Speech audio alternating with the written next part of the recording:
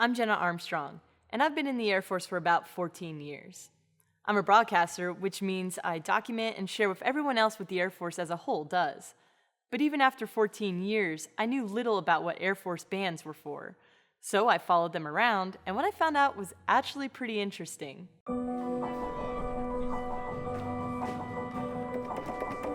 Check. Though bands sit literally center stage, most of what they do is behind the scenes. It's smart, it's delicate, it's diplomacy at its finest.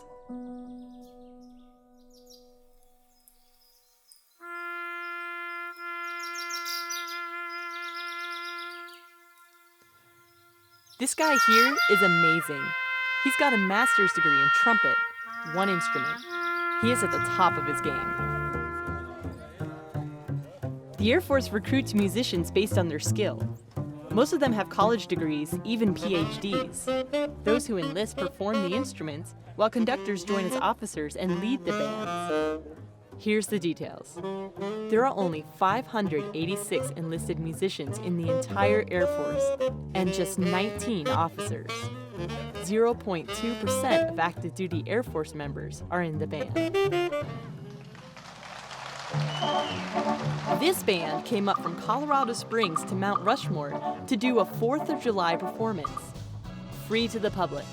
It's just about as American as you can get, listening to a military band playing under the stars of one of the most iconic national monuments.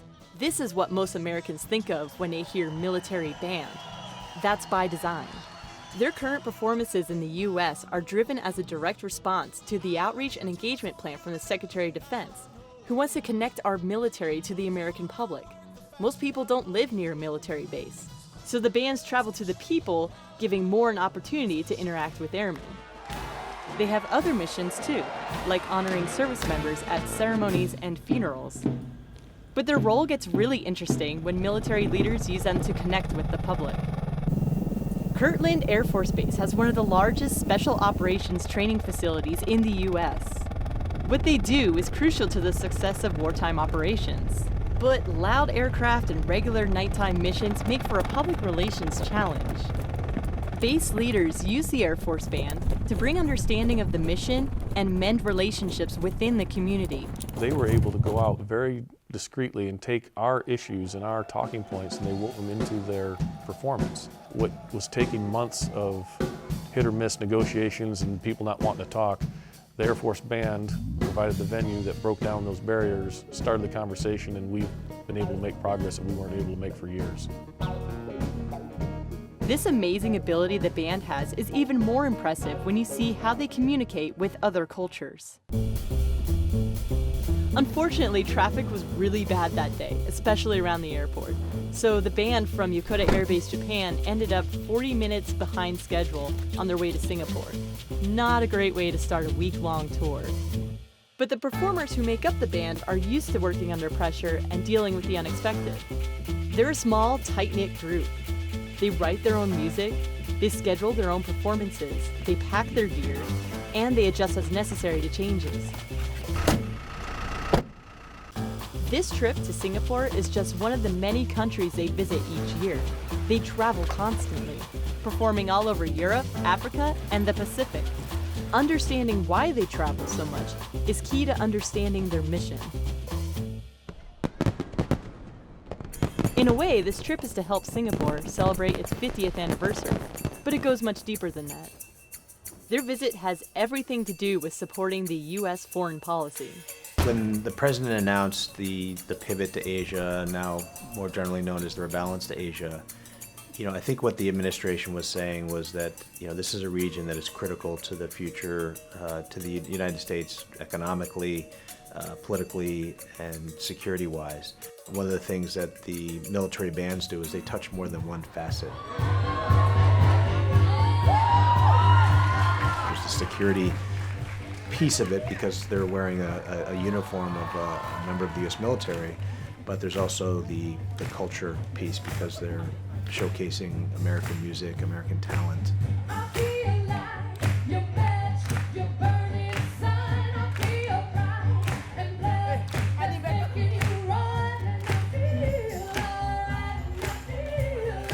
it's a real force multiplier for us, since what we're trying to do is not only to demonstrate our strategic resolve, but to show people who we are, what American values are, and what it is that we stand for. And I think there are very few brand ambassadors who are better at projecting that image than the military bands.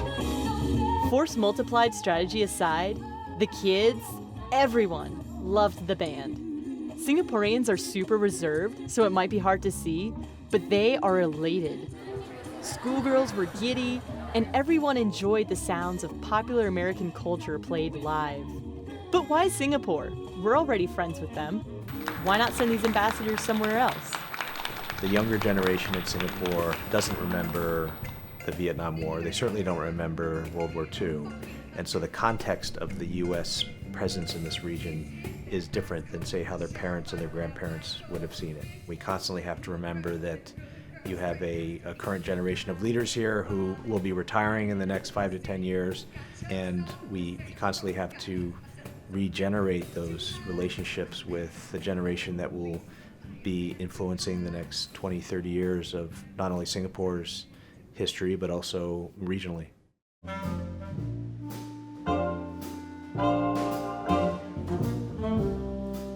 Singapore isn't the only place we went. We met up with an Air Force band stationed in Germany.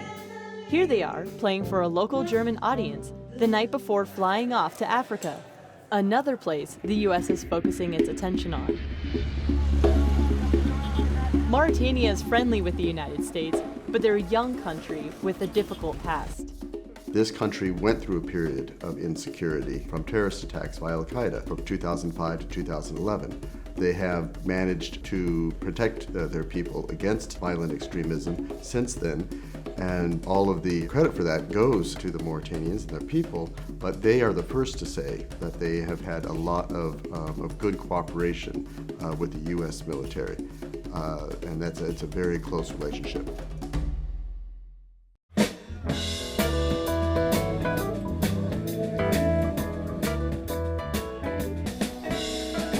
When a highly talented group of American musicians come and showcase their abilities with Mauritanians and encourage Mauritanian musicians to join them on stage, and you are showcasing the best of the U.S., and you're showcasing how people from different cultural backgrounds, different religious backgrounds, can make music together.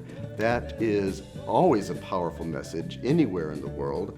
But with Mauritania's particular past and the issues that Mauritanians are working through today, that is an especially powerful message. While they were in Africa, the band performed for dignitaries at the African Air Chief Symposium, a multinational group of people working together to solve problems in the region. But they didn't stop there. The band members pooled their personal money and bought food on the local market to give to an orphanage. They brought their big speakers in and played for the kids. The older kids have lived their entire growing up years in this house. It's kind of like a family. One spoke to me after I put my camera away. He was really touched that the little kids had that experience. The U.S. ambassador here says visits like this bridge gaps between people and government. They're strengthening the country and its ties with the U.S. In many countries in the world, the last thing that a citizen would want to do is to have contact with their own military or their own police.